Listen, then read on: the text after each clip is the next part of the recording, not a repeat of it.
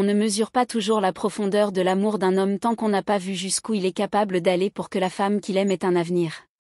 À l'aube d'un jour ordinaire dans un quartier vivant de la grande ville, Elliot, un jeune homme sans nom célèbre ni fortune, se levait comme chaque matin bien avant le soleil.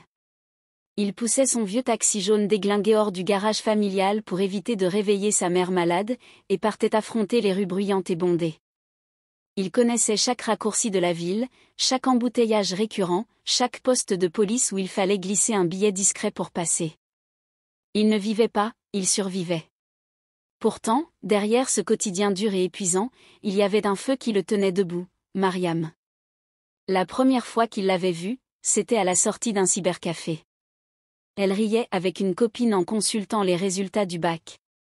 Son regard doux, sa voix paisible, son intelligence silencieuse l'avaient marqué à jamais. Rapidement, les discussions timides du début avaient laissé place à une affection sincère. Mariam venait d'un milieu très modeste aussi, mais elle rêvait grand. Médecine. Elle voulait soigner, sauver, comprendre les mots qu'on cachait sous des prières. Malheureusement, les rêves coûtent cher dans une ville qui ne pardonne pas la pauvreté. Les frais d'inscription à la faculté de médecine étaient inaccessibles pour elle. Son père, mécanicien, était mort d'un accident au garage, sa mère vendait du poisson séché sous le soleil, mais cela ne suffisait même pas pour nourrir correctement les petits frères. Un soir, alors qu'elle pleurait, accoudée à la barrière de leur cour commune, Elliot s'était juré de ne pas la laisser renoncer. Ce jour-là, il prit une décision irrévocable. Il suspendit son propre rêve d'école de gestion, vendit le vieux frigo de son père, augmenta ses heures de conduite, transporta même des marchandises douteuses de nuit, et envoya l'intégralité de l'argent à Mariam pour son inscription. Elle avait protesté au début, mais il lui avait dit, « Un jour, tu porteras une blouse blanche, et ce sera ma victoire aussi. » Chaque mois, Elliot envoyait ce qu'il pouvait. Il sautait des repas, dormait dans sa voiture, évitait les sorties. Il ne s'achetait plus rien. Il rayonnait seulement quand Mariam l'appelait pour lui dire qu'elle avait validé un module, qu'elle avait réussi une dissection, qu'elle avait soigné son premier patient au centre de stage. Leur lien semblait indestructible. Elle l'appelait « mon roi », elle lui disait que dès qu'elle deviendrait médecin, ils se marieraient, qu'ils auraient des enfants, une maison calme loin du bruit de la ville.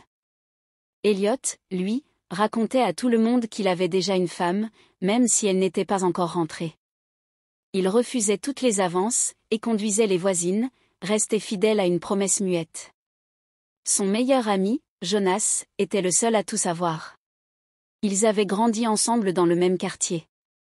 Jonas était plus ambitieux, plus dur.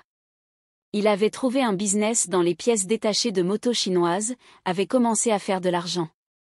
Il proposait parfois à Elliot des opportunités douteuses, mais ce dernier refusait toujours, préférant souffrir dignement. Jonas écoutait souvent les longues conversations d'Elliot sur Mariam, sa voix pleine d'espoir, ses yeux qui brillaient quand il recevait une photo d'elle en blouse blanche. Il souriait, l'encourageait, mais au fond, quelque chose d'opaque traversait parfois son regard. Au bout de 3 années, Mariam était presque au bout de son cursus. Elle était devenue différente. Plus soignée dans son apparence, plus affirmée, plus distante parfois. Elliot s'en rendait compte, mais il se disait qu'elle était juste stressée. Quand elle venait en ville pendant les vacances, leurs moments étaient courts, rares, toujours sous tension. Elle disait qu'elle avait beaucoup à faire, des cours à réviser, des stages à valider. Elle ne répondait plus aux appels la nuit. Elle lui parlait moins de leurs projets, mais plus de ses ambitions personnelles. Elliot sentait que quelque chose lui échappait, mais son cœur refusait de l'admettre. Il continuait à envoyer de l'argent quand elle le demandait. Une fois, elle lui avait dit que son ordinateur était cassé, il avait vendu ses jantes pour lui en acheter un d'occasion. Une autre fois, elle disait qu'elle devait acheter un manuel, il avait menti à sa mère pour emprunter. Mais jamais il ne doutait. Il l'aimait, c'était tout. Il attendait juste le jour où elle obtiendrait son diplôme. Ce jour-là, il l'imaginait courir vers lui, son diplôme à la main, et l'embrasser devant tout le quartier. Mais ce jour n'arriva jamais. À la place, les appels se firent encore plus rares. Et Mariam annonça qu'elle devait prolonger son internat de 6 mois dans un autre hôpital, loin. Elliot accepta sans poser de questions. Il avait confiance. C'est à cette période que Jonas commença à s'éloigner aussi. Il répondait moins, devenait vague, esquivait les discussions. Un jour, Elliot passa chez lui et le trouva en train de parler à quelqu'un au téléphone, la voix pleine de tendresse. Il entendit un rire féminin à travers l'écouteur. Il avait cru reconnaître cette voix, mais avait immédiatement chassé cette idée absurde de son esprit. Jamais Jonas, jamais Mariam, il ne pouvait même pas y penser. Il lui faisait confiance comme à un frère. Il avait payé ses études. Elle avait promis. Rien ne pouvait détruire cela. Rien. Du moins, c'est ce qu'il croyait. Les mois passèrent et Elliot, fidèle à son sacrifice, continuait sa vie entre fatigue et espoir. Le taxi devenait de plus en plus capricieux, la ville de plus en plus étouffante, mais il tenait bon, chaque jour comme une pierre qu'il devait porter pour atteindre la promesse. Mariam, elle, était officiellement à l'hôpital universitaire, loin du quartier, loin de lui. Les appels étaient devenus rares, souvent brefs, souvent coupés au prétexte d'un patient, d'un superviseur, d'un cours urgent. Elle ne disait plus je t'aime comme avant, ne parlait plus des enfants qu'ils auraient, ni de la maison dont ils rêvaient.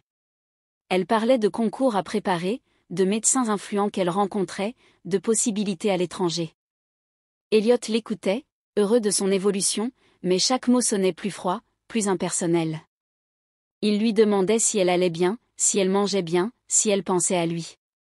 Elle répondait toujours oui, mais sans la chaleur d'autrefois.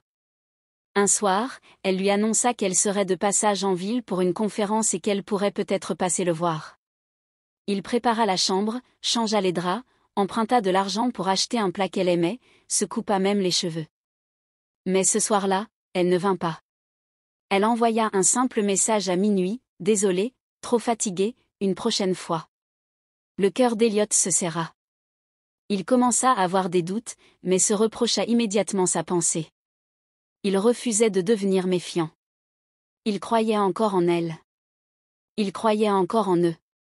C'est quelques semaines plus tard que le vernis commença à se fissurer. Une connaissance du quartier, étudiant aussi à l'université, passa un jour par la station où Elliot réparait sa voiture. En plaisantant, il dit avoir vu Mariam dans un restaurant chic de la ville avec un homme élégant. Il avait pensé que c'était Elliot, mais en voyant son air surpris, il comprit que ce n'était pas le cas. Le doute devint une douleur sourde. Elliot tenta de la joindre, mais tomba plusieurs fois sur la messagerie. Lorsqu'elle décrocha enfin, elle nia tout, se mit en colère, lui reprocha de ne pas lui faire confiance. Il s'excusa, s'en voulut, tenta de rattraper. Mais quelque chose était brisé. Ce fut ensuite Jonas qui refit surface après plusieurs semaines d'absence. Il invita Elliot à boire un verre dans un petit bar du quartier, comme avant. Ils parlèrent peu. Jonas semblait gêné, nerveux.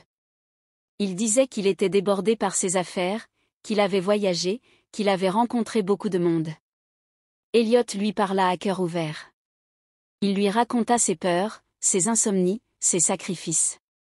Jonas écoutait en silence, posait quelques questions, évitait de croiser son regard. À la fin, il lui tapota l'épaule et dit « Tout ira bien, frère.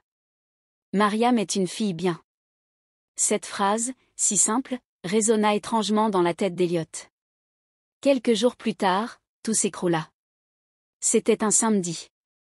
Elliot, en rentrant chez lui après une journée de travail exténuante, alluma son téléphone pour voir les messages. Parmi les notifications, une photo apparut sur le fil d'actualité d'un contact. Il faillit lâcher son téléphone. Mariam. En robe de fiançailles. Debout, radieuse, aux côtés de Jonas, costumé, souriant. Derrière eux, une bannière, célébration privée de fiançailles. La gorge d'Elliot se serra. Il ouvrit les yeux plus grands, cliqua, agrandit la photo. Il n'y avait pas de doute. C'était elle. C'était lui. Son cœur se mit à battre fort, comme s'il allait exploser. Il relut encore. Fiançailles. Mariam et Jonas. Il ne comprenait pas. Il se leva, marcha en rond, essaya de l'appeler. Aucune réponse. Il essaya Jonas. Boîte vocale. Il alla jusqu'à la maison de Jonas. Fermée. Il tenta d'écrire, mais ses mains tremblaient. Comment? Depuis quand? Pourquoi? C'était irréel. Un cauchemar. Il passa une nuit blanche, assis dans sa voiture, les yeux dans le vide. Le lendemain, il se rendit chez Mariam. Sa mère, surprise, le reçut timidement. Elle lui dit que Mariam était à l'hôtel pour une retraite avec son fiancé. Elle baissa les yeux. Elle savait. Tout le monde savait, sauf lui. Ce fut la gifle ultime. Quand enfin Mariam accepta de le voir, c'était dans un petit café discret. Elle portait une robe simple, sans maquillage, les traits tirés. Il voulait des réponses. Elle lui dit qu'elle ne l'avait pas prémédité, que les choses s'étaient passées progressivement, qu'elle ne s'était pas rendue compte. Elle disait que Jonas avait été là, qu'il l'avait soutenu aussi, qu'il s'était rapproché, qu'elle n'avait jamais voulu le blesser. Elliot ne disait rien. Il la regardait seulement. Elle évitait son regard. Elle finit par dire qu'elle le voyait comme un frère, qu'elle lui devait tout, mais qu'elle ne pouvait pas continuer une relation basée sur la dette, qu'elle voulait avancer.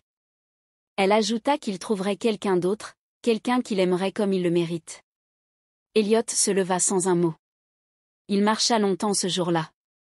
Il ne rentra pas chez lui. Il disparut des réseaux, du quartier, des regards. Plus personne ne le vit. Sa mère pleura chaque nuit, ses amis l'appelèrent en vain. Mariam se maria 3 mois plus tard.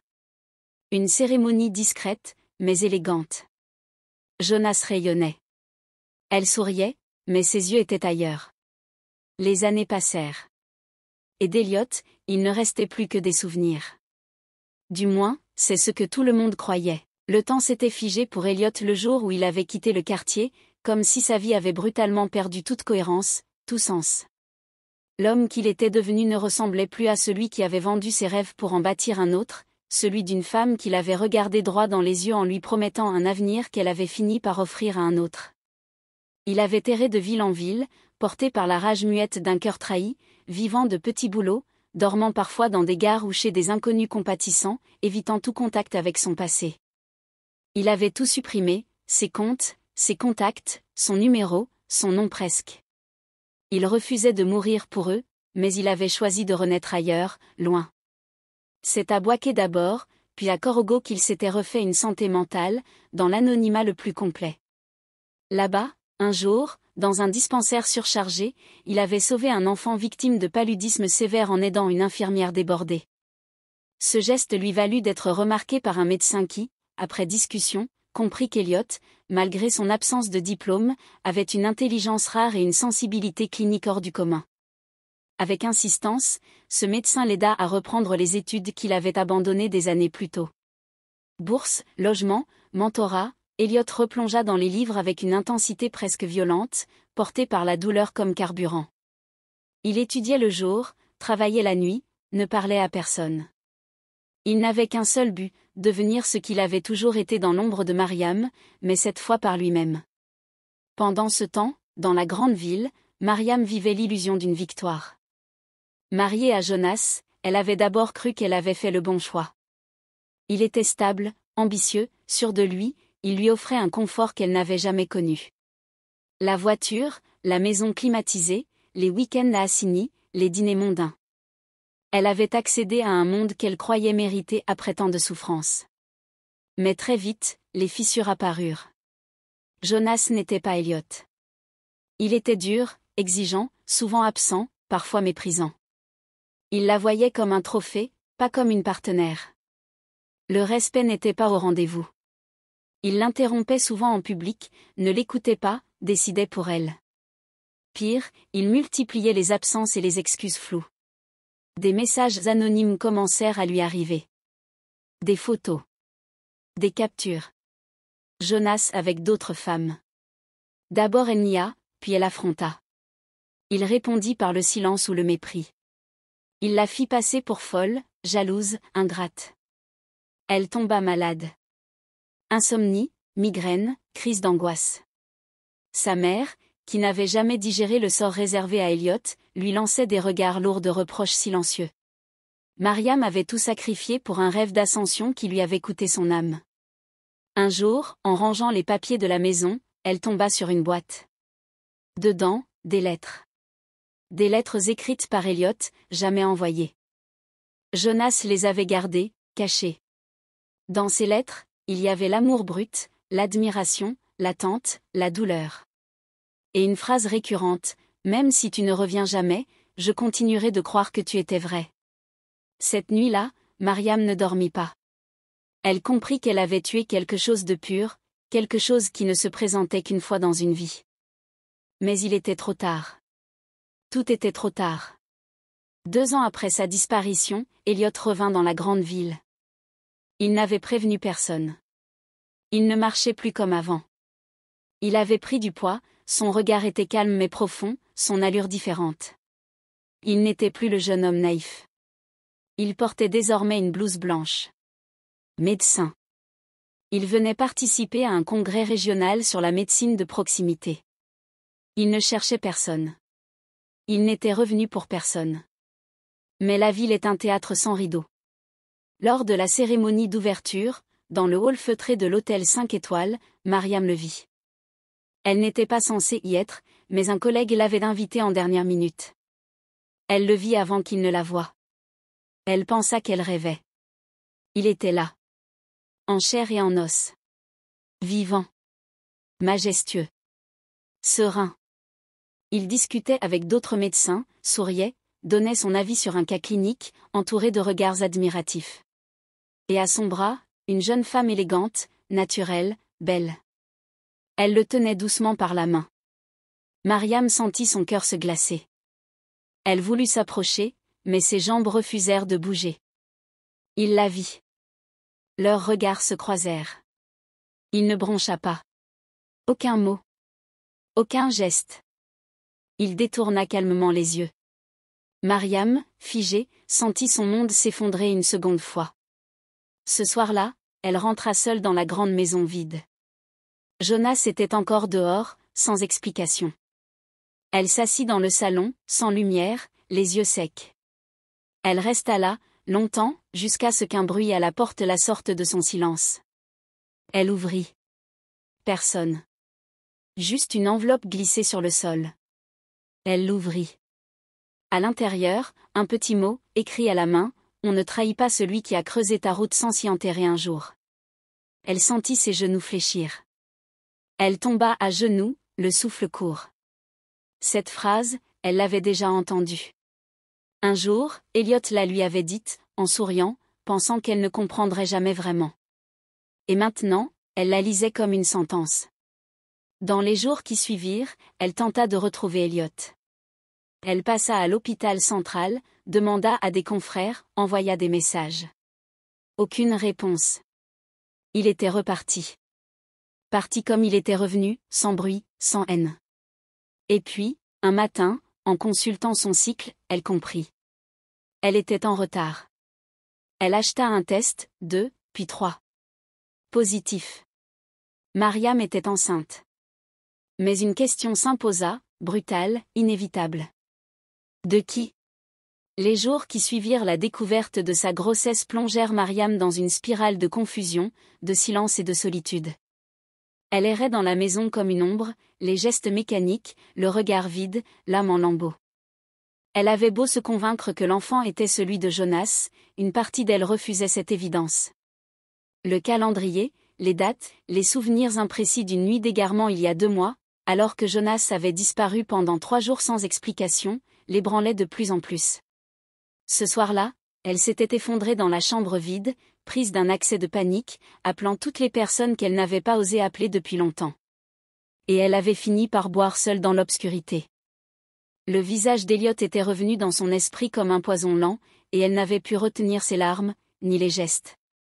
Son corps appelait une chaleur qui ne viendrait plus.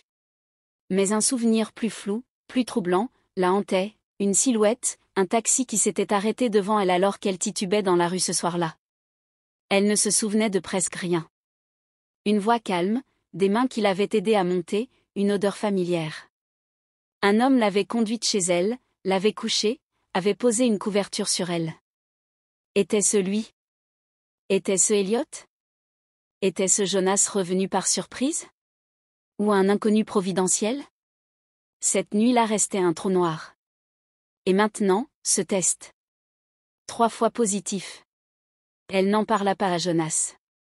Elle avait peur de sa réaction, et au fond, elle n'avait plus confiance. Il était devenu un étranger, de plus en plus froid, de plus en plus absent. Il rentrait tard, parfois à l'aube, ne parlait presque plus. Une fois, elle tenta de lui parler de leurs problèmes, de ses angoisses, mais il l'interrompit sèchement, lui reprochant son humeur, son regard éteint, son manque d'enthousiasme. Elle se contenta de hocher la tête. Elle n'avait plus la force de se battre. Et puis, un matin, alors qu'elle s'apprêtait à aller à l'hôpital, elle le vit dans la cour, en pleine conversation avec une femme qu'elle ne connaissait pas, jolie, jeune, confiante. Une main s'attardait trop longtemps sur son épaule. Quand la voiture démarra, Mariam sut. Elle n'était plus rien dans la vie de Jonas. Juste un nom sur un contrat de mariage, une présence décorative dans une maison bien meublée. Elle consulta discrètement une gynécologue amie qui confirma la grossesse et l'âge de la gestation. 6 semaines. La chronologie se rapprochait de cette nuit floue. Mais la gynécologue lui posa une question simple, « Tu veux le garder ?» Mariam resta sans voix. Ce n'était pas une grossesse ordinaire.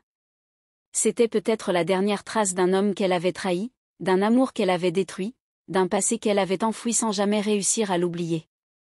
Mais c'était aussi peut-être l'enfant de Jonas, l'homme qui ne l'aimait plus, peut-être ne l'avait jamais vraiment aimé. L'idée d'un test de paternité commença à germer dans son esprit. Mais avant cela, elle voulait la vérité. Elle décida alors de retrouver Elliot. Elle interrogea des collègues, retourna à l'hôpital central, fouilla les réseaux médicaux, consulta la liste des médecins ayant participé à la conférence. Elle trouva une adresse. Une petite clinique en périphérie, discrète, spécialisée dans la médecine communautaire. Elle s'y rendit, un matin, les mains moites, le ventre noué.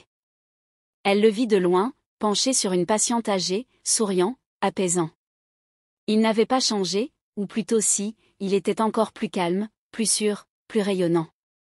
Quand leurs regards se croisèrent, il ne montra aucune surprise. Comme s'il l'attendait. Elle s'approcha, le cœur battant. Ils sortirent marcher dans le petit jardin derrière la clinique. Le silence fut long, mais dense. Elle finit par parler. Elle lui raconta sa vie depuis, ses regrets, son désarroi, son malaise dans ce mariage, sa solitude, sa fatigue, sa grossesse. Et cette nuit dont elle n'était pas sûre. Elliot l'écouta sans l'interrompre, les mains dans les poches, le regard lointain. Puis il dit calmement qu'il se souvenait de cette nuit. Qu'il l'avait effectivement croisée ce soir-là, ivre, fragile, et qu'il l'avait raccompagnée. Mais qu'il ne s'était rien passé. Il avait veillé sur elle comme un frère, comme un fantôme. Il avait posé la couverture et était reparti. Il n'avait touché à rien, à personne. Mariam sentit ses jambes céder. Elle s'assit sur un banc, la tête entre les mains. C'était donc Jonas. Ou peut-être quelqu'un d'autre. Elle n'en était même plus certaine. Et elle portait cette vie sans savoir quoi faire, sans savoir quoi dire. Elle se tourna vers Elliot. Il n'avait ni colère, ni moquerie dans le regard. Juste une immense fatigue. Il ajouta simplement qu'il ne lui en voulait plus. Que l'amour qu'il avait eu pour elle l'avait tué une fois, mais que sa renaissance ne lui appartenait plus. Et qu'il espérait qu'elle trouverait enfin ce qu'elle cherchait. Il lui souhaita du courage, se leva, et repartit vers la clinique. Mariam resta là, figée. Ce jour-là, elle comprit que l'amour véritable ne mourait pas dans les cris ou les coups, mais dans le silence de ceux qui ont trop aimé pour continuer à haïr. Elle rentra chez elle avec la sensation d'avoir enterré quelque chose de précieux, définitivement. Mais la vie, elle, continuait. Et l'enfant qu'elle portait en elle aussi. Quelques semaines plus tard, Jonas découvrit par hasard la grossesse. Il ne sauta pas de joie. Il lui demanda froidement si l'enfant était vraiment de lui. Elle ne répondit pas. Il la fixa longuement, puis sortit de la maison. Il ne rentra pas ce soir-là. Le lendemain, une lettre de son avocat attendait Mariam sur la table. Divorce. Elle ne pleura pas. Elle ne cria pas. Elle alla dans la chambre, s'assit sur le lit, et posa la main sur son ventre. Elle sourit doucement. Pour la première fois depuis longtemps, elle n'avait plus peur. Le passé était mort. Le présent était chaotique. Mais cet enfant, ce petit être sans voix, portait peut-être en lui une nouvelle chance. Pas une revanche. Pas une réparation. Une renaissance. Et quelque part, dans une autre partie de la ville, Elliot, dans le calme d'une nuit sans urgence, leva les yeux vers le ciel, sans amertume, sans tristesse. Le silence était total. Mais il entendit peut-être, dans un souffle que seul le cœur perçoit, la fin d'un chapitre et le murmure d'un autre qui commençait. Si cette histoire t'a touché, ému, bouleversé, alors ne garde pas ça pour toi. Partage-la autour de toi, commente avec ton cœur, dis-nous ce que tu aurais fait à la place d'Elliot, de Mariam, ou même de Jonas. Abonne-toi pour ne pas rater la suite, car l'histoire est loin d'être terminée. Et si toi aussi tu as déjà connu la trahison, l'amour silencieux ou la renaissance, laisse un cœur rouge en commentaire. On lit tout. On est ensemble.